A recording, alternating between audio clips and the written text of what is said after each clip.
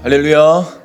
자, 오늘은 대림절 네 번째 주일인데요. 우리 지난 3주간의 말씀들을 기억하실 겁니다. 같이 한번 해볼까요? 예수님은 말씀이십니다. 자, 또 예수님은 선한 목자이십니다. 자, 또 예수님은 죄와 사망을 이기셨습니다. 할렐루야. 아멘. 자, 오늘 우리가 함께 읽을 하나님의 말씀은 이사야서 말씀입니다. 이사야서 11장 1절부터 10절까지. 다시 성경 찾는 소리가 적어진 것 같은데. 자, 말씀을 읽기 전에 또 우리가 잠시 먼저 시작을 해보죠. 오늘 우리가 함께 읽을 말씀은 이사야서 말씀인데요. 2주 전에 나누었던 스가랴서 말씀, 이 스가랴서 말씀은 예수님께서 메시아로서 선한 목자로 오실 것이다. 그리고 그 목자를 거부하지 말고 삶의 목자로 삼아야 한다. 그 메시지를 주셨습니다. 자, 스가랴서와 더불어서 오늘 우리가 함께 읽은 이 이사야서의 말씀은 어떤 구약 성경보다도 가장 풍성하고 가장 직접적인 메시아 예언들이 담겨 있는 곳이 이사야서입니다. 자, 그 중에 오늘 11장의 메시지는 어떤 메시지냐면 한번 따라 볼까요? 메시아의 탄생. 예수님의 탄생에 대해서, 그리고 메시아의 통치. 메시아의 통치. 그리고 메시아의 나라.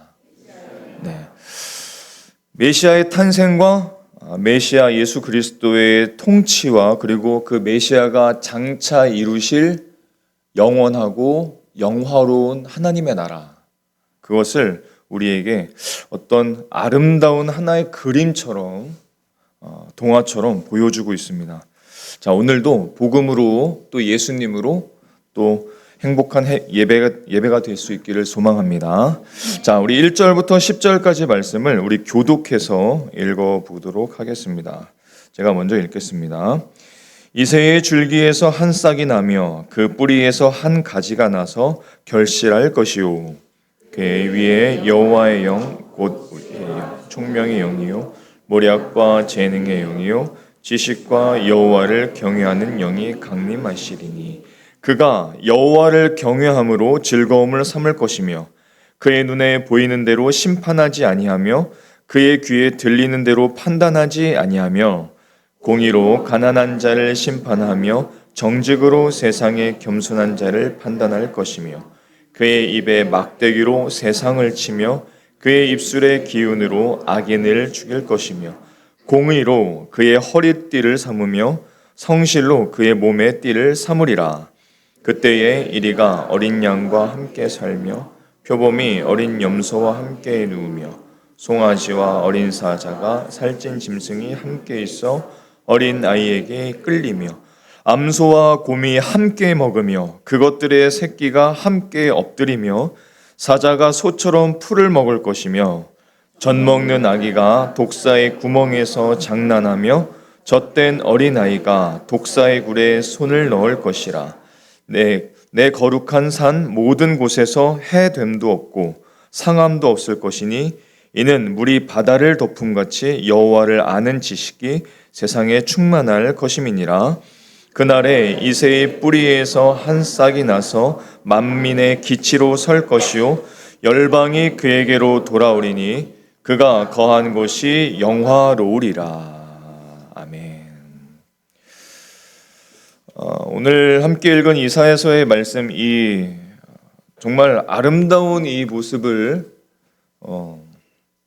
여러분들이 말씀을 읽으면서 이것을 좀 느끼셨는지 모르겠습니다. 자, 그래서 성탄 시즌답게 제가 오늘 본문을 하나의 이야기처럼 오늘 먼저 각색해서 들려드릴게요. 자, 마음에 제가 지금 들려드리는 이 이야기를 마음에 그림으로 한번 잘 그려보십시오. 오늘 이사야서의 말씀입니다.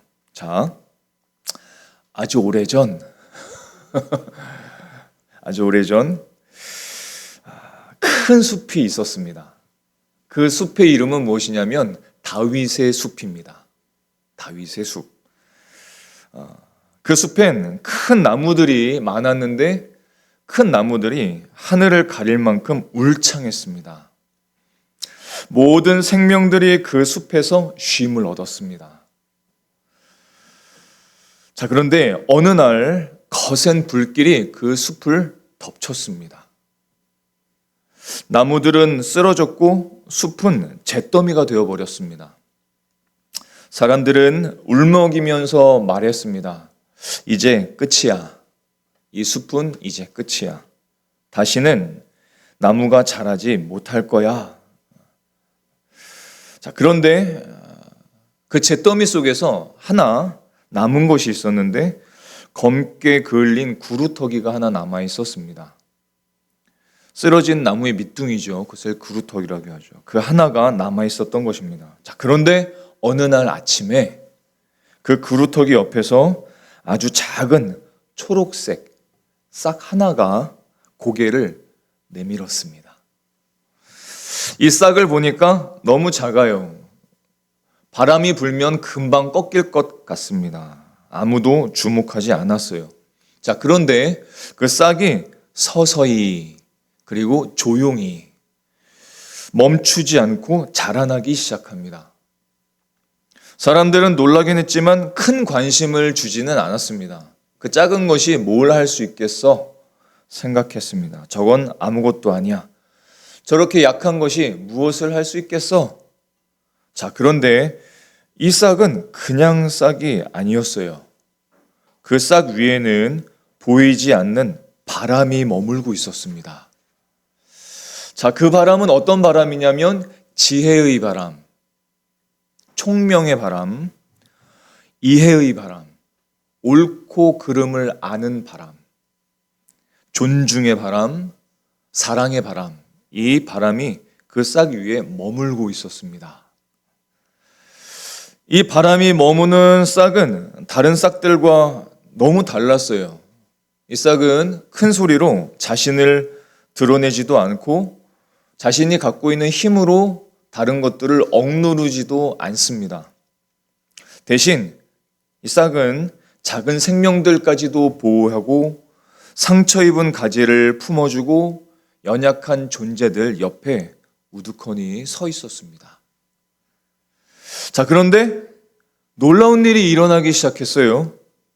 이 싹으로부터 난 가지들로 인해서 이 숲이 완전히 달라지기 시작합니다. 숲의 분위기가 바뀌기 시작했어요.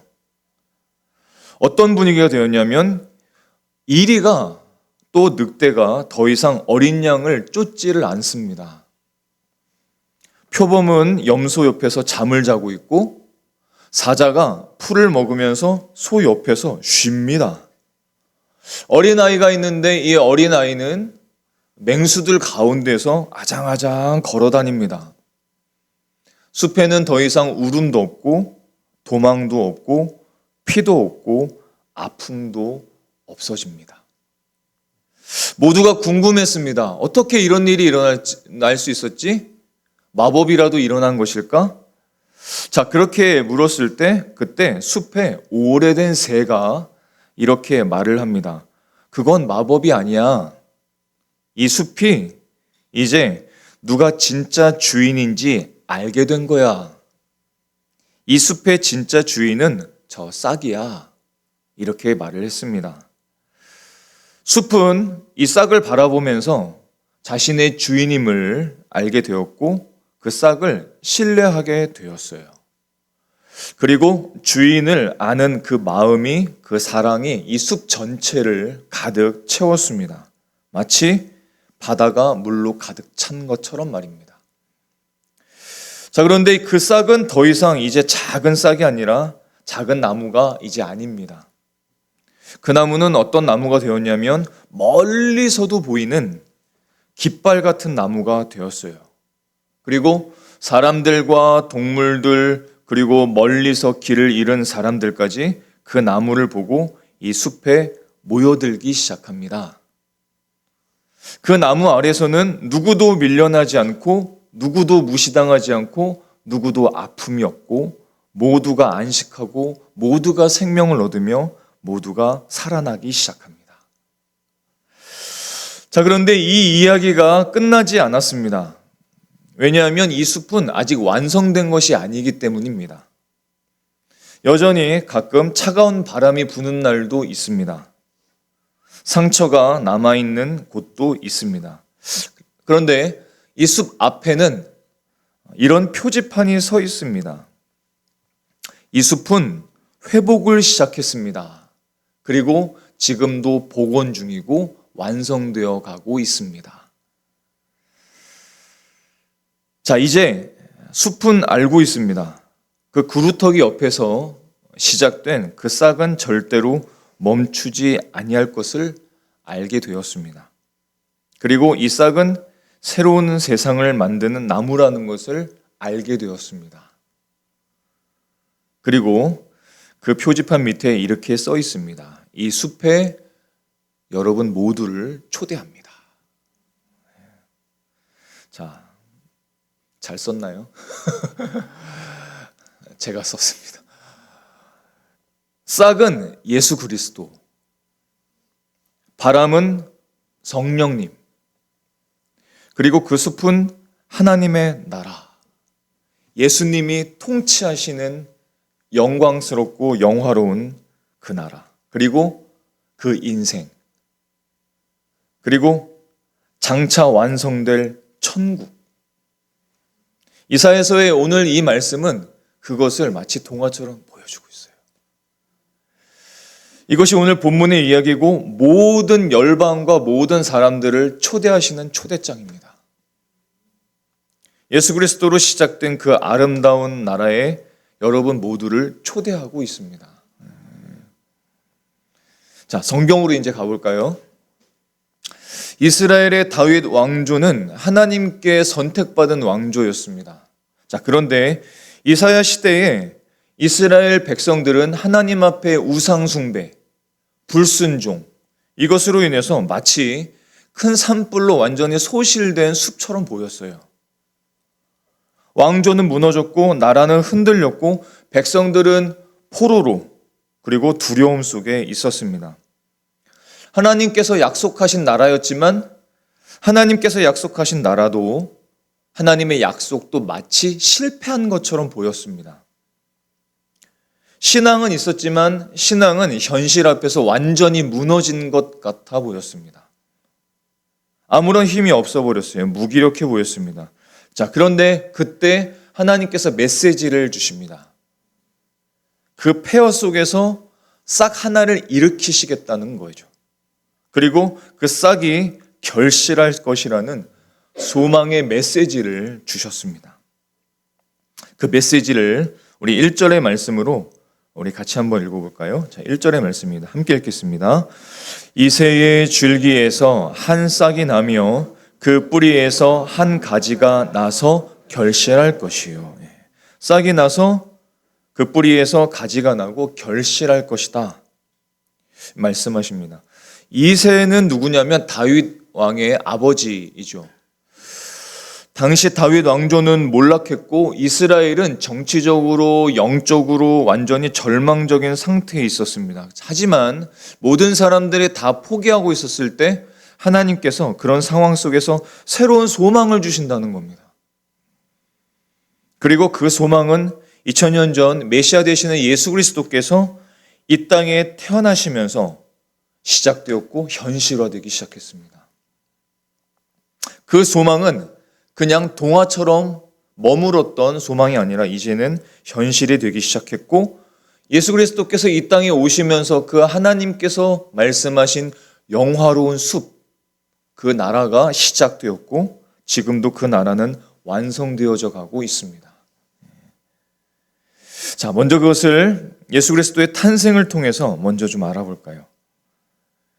예수 그리스도께서는 어떻게 탄생하셨습니까? 예수 그리스도께서는 가장 낮은 자리에서 태어나셨고 그곳에서부터 하나님의 영광이 시작되었습니다. 예수님은 절망의 구루터기 가장 낮은 자리에서 태어나셨습니다. 1절의 말씀을 제가 다시 한번 읽어드릴게요.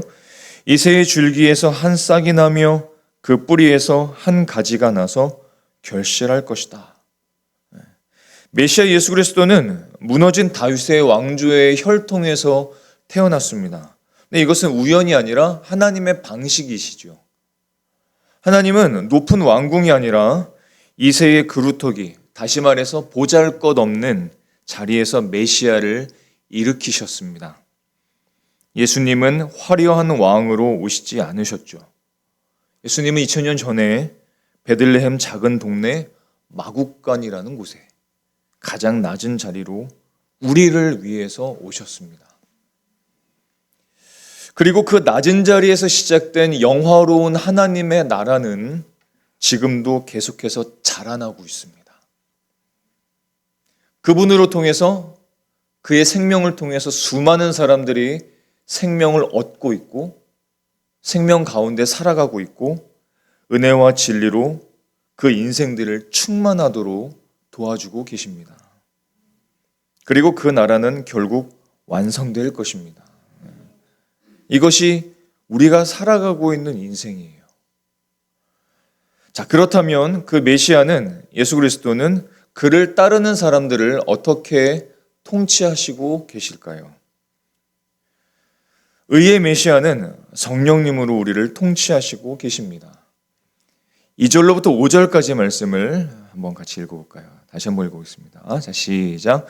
그의 위에 여호와의 영, 곧 지혜와 총명의 영이요 모략과 재능의 영이요 지식과 여호와를 경외하는 영이 강림하시리니 그가 여호와를 경외함으로 즐거움을 삼을 것이요 그의 눈에 보이는 대로 심판하지 아니하며 그의 귀에 들리는 대로 판단하지 아니하며 공의로 가난한 자를 심판하며 정직으로 세상의 겸손한 자를 판단할 것이며 그의 입에 막대기로 세상을 치며 그의 입술의 기운으로 악인을 죽일 것이며 공의로 그의 허리띠를 삼으며 성실로 그의 몸에 띠를 삼으리라. 아멘. 메시아가 그렇게 그를 따르는 모든 사람들을 이렇게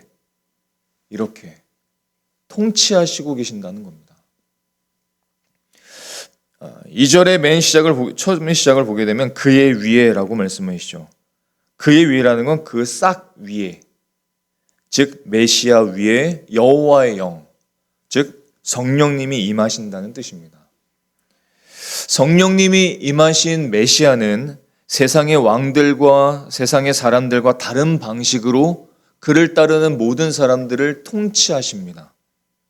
권력과 억압으로 사람들을 통치하시는 것이 아니라 하나님을 기뻐하는 인생이 되도록 통치하시고 계십니다. 정의롭게 통치하시지만 차갑지 않으십니다. 메시아의 심판은 억압이 아니라 회복이십니다.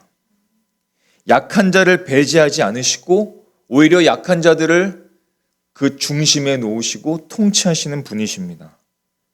성령 충만한 메시아는 지혜와 총명과 모략과 재능과 지식이 넘치시는 분이십니다. 그분이 다스리시는 나라, 그분이 다스리시는 인생, 예수님께서 성령으로 말씀으로 통치하시는 저와 여러분의 인생엔 불공정과 불의와 억울함이 없습니다. 쉽게 말할까요? 예수 안에 사는 사람들, 예수 안에 사는 자는 성령의 인도하심과 성령의 위로 가운데 살아간다는 뜻입니다. 그가 저와 여러분의 삶이라는 거예요. 이것이 예수 믿는 사람들의 삶입니다. 그 인생을 우리에게 주셨고 그 인생을 계속해서 통치하시고 계시고 우리 안에 임한 그 하나님의 나라가 지금도 자라나고 있다는 것입니다. 자, 그렇다면 하나 더 볼까요? 그렇다면 지금도 진행 중이고 자라나고 있는 장차 완성될 하나님의 나라, 그 천국은 어떤 곳인가요? 하나님께서 우리에게 기대하시는 하나님의 나라, 우리의 인생, 우리의 삶의 현장은 어떤 것인가요? 하나님을 아는 기쁨으로 충만한 그 인생, 하나님을 아는 기쁨으로 충만한 세계를 기대하고 계십니다. 자, 6절부터 9절까지 말씀을 읽으실 때 이것은 단순히 나중에 이루어질 어떤 천국의 모습이 아니라 지금 예수 믿는 사람들 안에 기대하시는 삶입니다. 자, 다시 한번 6절부터 9절까지 읽어보겠습니다. 자, 시작. 그때에 이리가 어린 양과 함께 살며 표범이 어린 염소와 함께 누우며 송아지와 어린 사자와 살찐 짐승이 함께 있어 어린아이에게 끌리며 암소와 곰이 함께 먹으며 그것들의 새끼가 함께 엎드리며 사자가 소처럼 풀을 먹을 것이며 젖 먹는 아이가 독사의 구멍에서 장난하며 젖된 어린아이가 독사의 굴에 손을 넣을 것이라. 내 거룩한 산 모든 곳에서 해됨도 없고 상함도 없을 것이니 이는 물이 바다를 덮음같이 여호와를 아는 지식이 세상에 충만할 것임이니라. 이 장면이 예수를 믿는 사람들 안에 계획하시고 자라게 하시는 하나님의 나라입니다. 이 안에, 우리의 삶에. 그리고 이것이 지금은 완전하지 않지만 장차 완성될 것이라고 하나님은 우리에게 말씀하고 계십니다. 성경의 묘사와 이야기들 중에 개인적으로 정말 가장 아름답게 여겨지는 장면이에요. 이 모습은 단순히 미래의 어떤 이상향이나 유토피아 이런 걸 얘기하는 게 아닙니다. 메시아이신 그리스도를 통해서 이 땅에 또 우리의 삶이 이미 시작되었고 또 우리의 삶 속에서 드러나는 하나님 나라의 현실이라는 것입니다. 적대와 두려움이 사라지고 깨어진 관계가 회복되는 인생, 그 세계, 그 나라. 예수님께서 이 땅에 오신 목적은 무엇이냐면 개인의 구원을 넘어서 모든 영혼들을 새롭게 하고 모든 사람들과 열방의 관계를 치유하시고 평안이 일상이 되고 하나님을 기뻐하는 지식이 넘치는 인생, 그 나라에서 살도록 하기 위해서 예수님께서는 이 땅에 오신 것입니다. 하나님을 아는 기쁨이 온 땅에 가득한 상태가 결국은 될 것입니다. 이렇게 메시아께서 하시는 목적은 무엇인지요?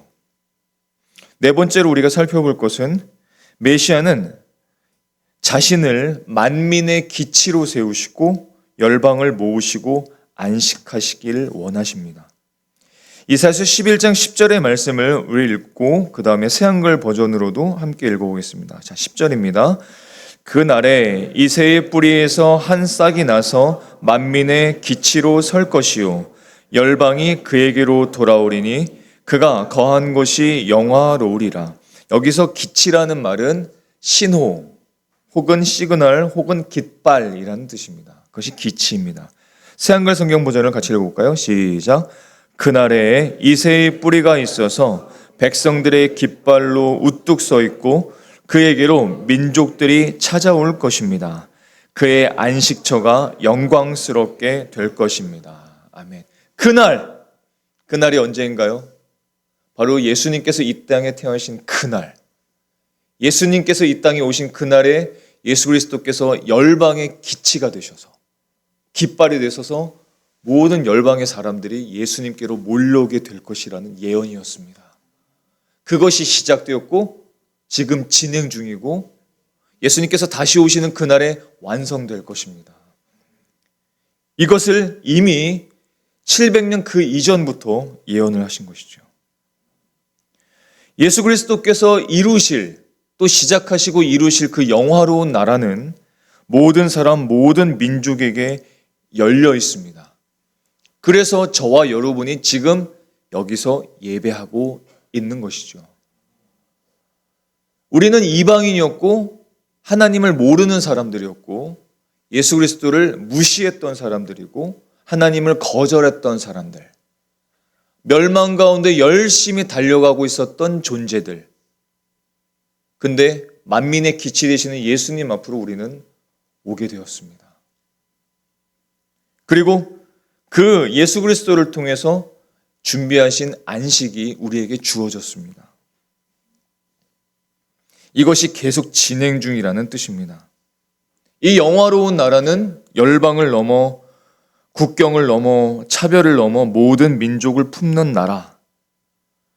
세상 사람들이 말하는 어떤 평화로운 그런 세계 평화를 말하는 것이 아니라 하나님의 영광이 모든 민족에게, 모든 사람들에게, 그 인생들에게 가득 넘치는 나라.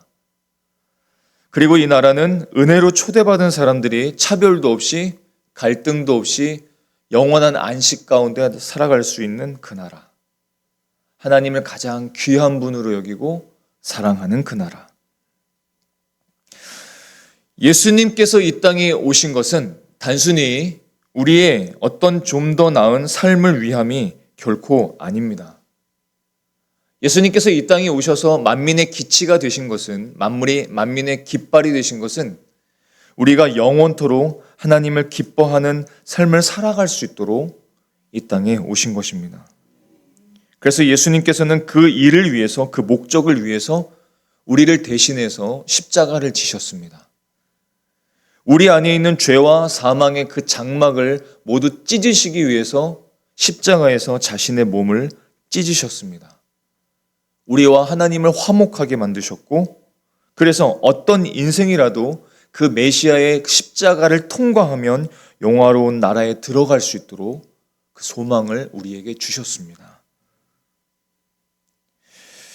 오늘 주시는 이 메시아의 복음이 오늘을 사는 저와 여러분에게 주시는 격려와 소망이 있습니다. 사랑하는 성도 여러분, 혹시 요즘의 삶 속에서 그 삶이 마치 제가 처음에 말씀드렸던 것 같이 산불이 크게 난 온통 잿더미가 된 그런 삶처럼 느끼시지는 않으신지요?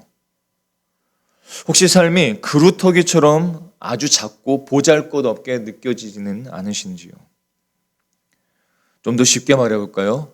기도해도 변화가 전혀 없고, 기도해도 가정과 교회, 사회는 뭔가 점점 더 거칠어지고 점점 더 불안해지고 점점 더 소망이 사라진 것 같이 느껴지시는 않으신지요? 방법이 있습니다. 방법은 사실 딱 하나입니다. 여러분, 교차로에 가면 신호등이 있습니다. 그렇죠? 신호등이 고장나 버리면 어떻게 되나요? 신호등이 고장난 그 교차로에서는 모든 사람들이, 모든 운전자들이, 심지어 보행하는 사람들도 다 불안해집니다. 신호등 하나가 망가져 버리면 그 주변에 있는 모든 사람들이 다 불안해져 버려요. 두려워 버립니다. 걱정이 앞서죠. 왜요? 기준이 사라졌기 때문입니다. 기치가 사라졌기 때문입니다. 깃발이 사라졌기 때문입니다. 인생의 목적이 사라졌기 때문입니다. 바라봐야 할 곳이 사라졌기 때문에 모든 인생들이 혼란을 느낍니다. 방황합니다. 아파합니다. 두려워합니다. 걱정합니다.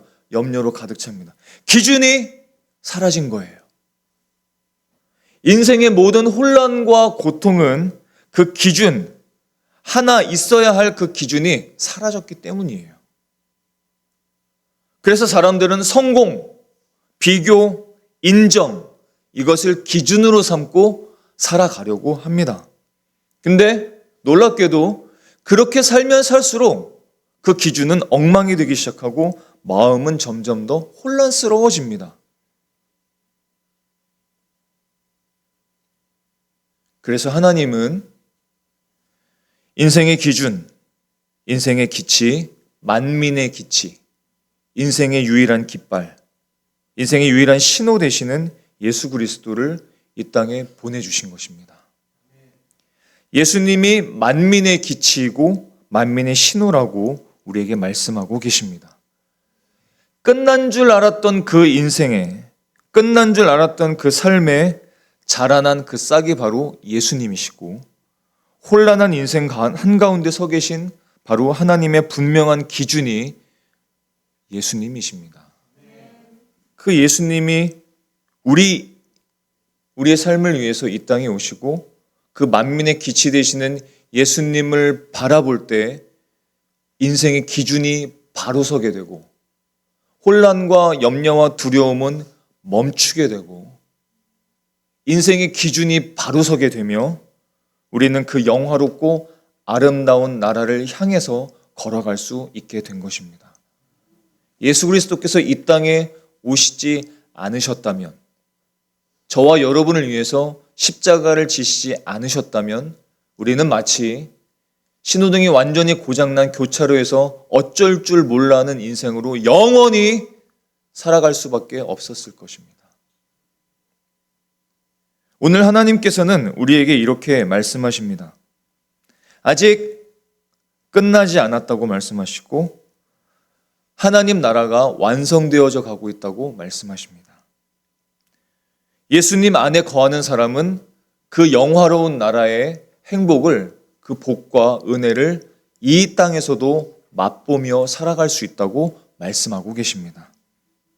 예수님의 통치를 받으라고 말씀하시고 예수님을 인생의 기치로 삼고 예수님을 중심에 모시는 삶으로 전환하라고 말씀하고 계십니다.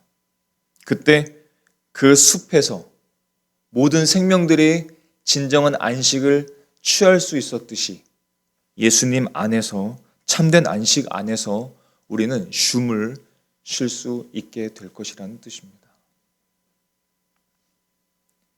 우리가 영화로운 하나님 나라의 백성으로 살아가려면 우리가 함께 몇 가지를 함께 기억하고 싶습니다. 첫째로, 그루터기 같은 이 현실 속에서도 하나님께서 지금도 일하시고 계심을 믿으실 수 있기를 바랍니다. 여러분들이 지금 겪고 있는, 알고 있는, 경험하고 있는 실패와 상실과 그 지연은 끝이 아닙니다. 하나님은 우리의 삶 속에 놀라운 일을 시작하셨고 그 일을 지금도 진행하고 계십니다. 하나님은 언제나 끝처럼 보이는 자리에서 새 일을 시작하시는 분이십니다. 오늘 우리가 해야 할 유일한 것이라면 믿음의 순종입니다.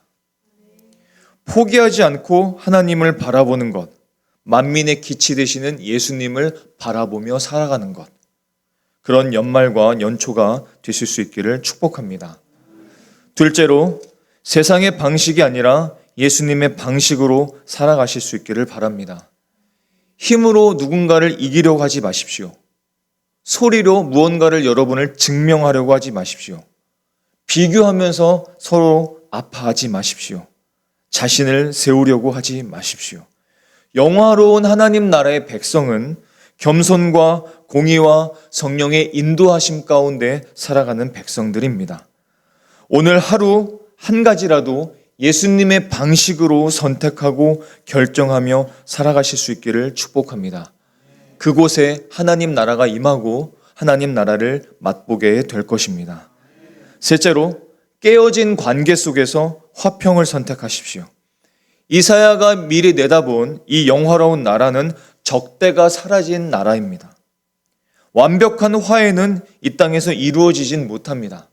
하지만 완벽한 화해가 당장 이루어지지 않더라도 예수님을 기다리는 사람은 증오보다는 화해를 선택하고 단절보다는 이해를 선택하는 사람들입니다. 그리고 그 화해와 그 용서는 하나님 나라를 증언하게 될 것입니다. 그런 저와 여러분의 삶이 되실 수 있기를 축복합니다. 넷째로, 소망을 잃은 이 세상 앞에서 예수님처럼 소망의 기치가 되실 수 있기를 축복합니다. 예수님은 만민의 기치로 오셨습니다. 그러므로 그분을 따르는 우리는 절망을 퍼뜨리는 사람이 아니라 소망을 가리키는 기치, 그 깃발, 그 표지판이 될 수 있습니다. 예수님께서는 그래서 우리의 삶을 빛과 소금이라고 말씀하셨습니다.